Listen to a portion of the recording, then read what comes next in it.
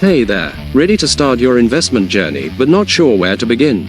Opening a Fidelity Brokerage account online is your first step, and it's simpler than you might think. Welcome back to Guide with Samuel. Here's the simple way to get started. Head over to fidelity.com and click on Open an account. You'll choose the account type that fits your goal, like an individual brokerage account for general investing. Then, you'll fill out the application with your personal info, including your social security number, employment details, and financial profile. The process is straightforward and can be completed in about 10 minutes. You'll need to link an external bank account to fund your new Fidelity account.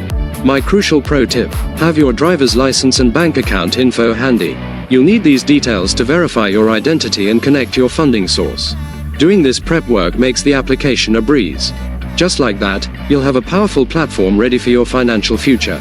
Is this your first investment account, or are you expanding your portfolio? Let me know in the comments. If clear guides like this help you build wealth smarter, subscribe for more. Thanks for watching. I'm Samuel, and I'll see you in the next video.